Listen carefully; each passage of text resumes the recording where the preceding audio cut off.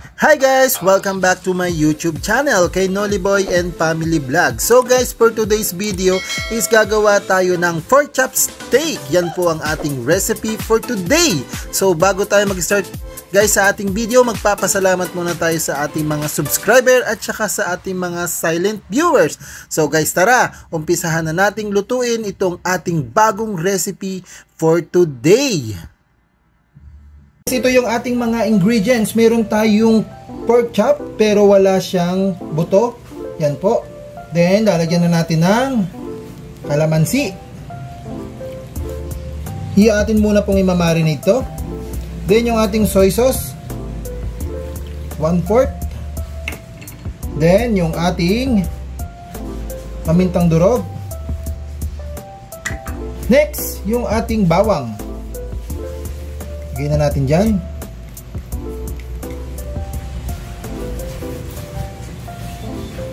Sunod yung ating white onion.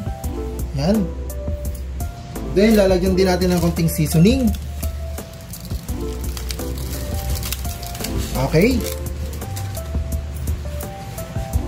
Then lalagyan din natin ng oyster sauce sa ating imamarinate. Yan po yung ating gagawing recipe for today. Ang ating pork chop steak. Then, atin na pong imamash. Yan. So, kailangan lang natin pong makombine ito lahat.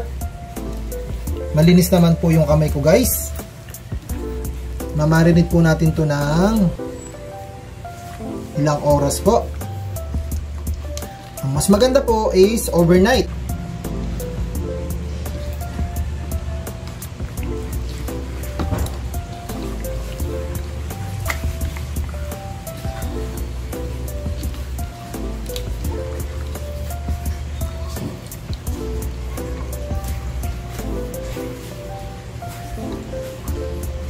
Ayan guys, imamarinate po naman natin yan.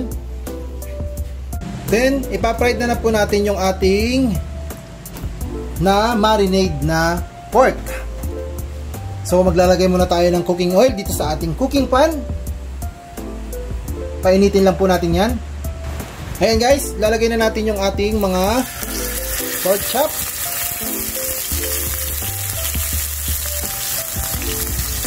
Ito po yung ating pork chop na walang buto.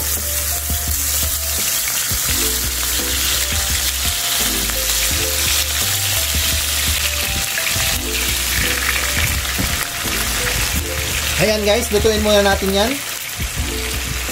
So ayan guys, atin munang babaliktarin.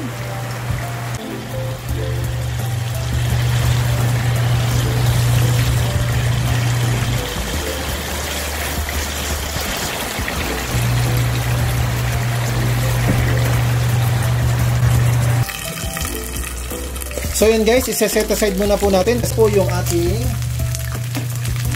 fried na pork chop.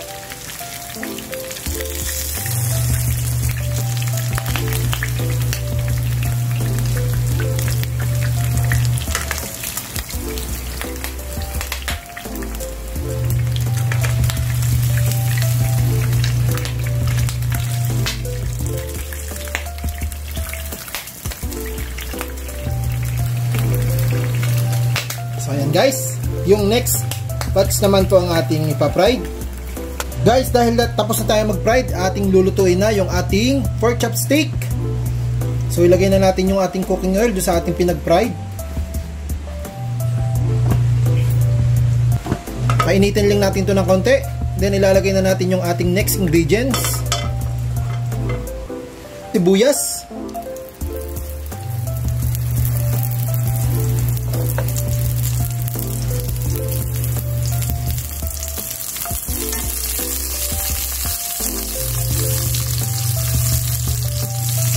Sunod yung ating bawang.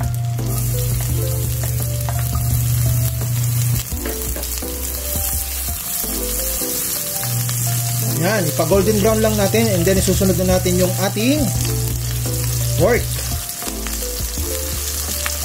Next, lalagay na rin natin yung ating pork chop.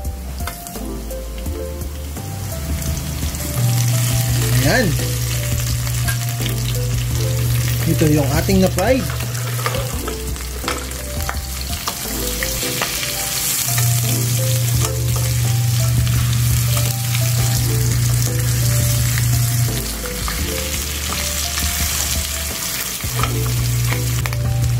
Cover lang natin guys.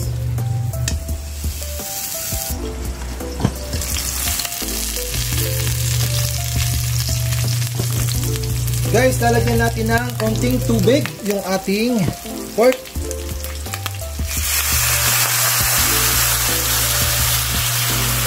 Yan. Then takloban ulit natin para medyo lumambot yung ating pork. So next guys, lalagay na po natin yung ating pinagbabaran kanina yung sa ating minarinade. Lagay na po natin. So yan, pakuluin ulit natin yan para tuluyang maluto at lumambot yung ating pork.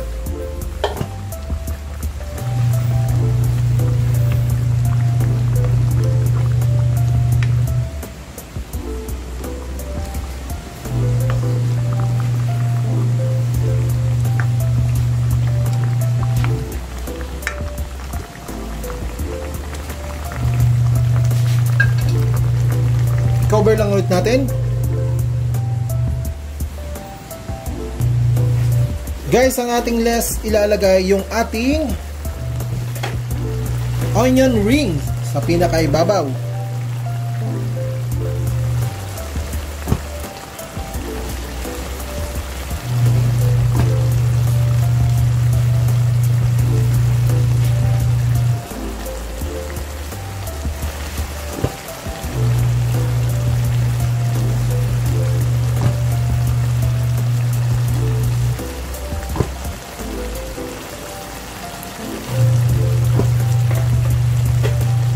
Then, i-cover lang ulit natin saglit.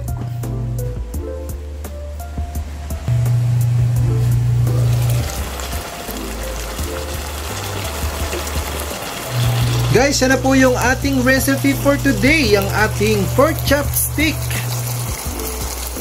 Malapit na po siyang maluto at ready to serve na po ito. So, salamat guys sa inyong panunood at sa walang sawang pagsuporta dito sa ating YouTube channel.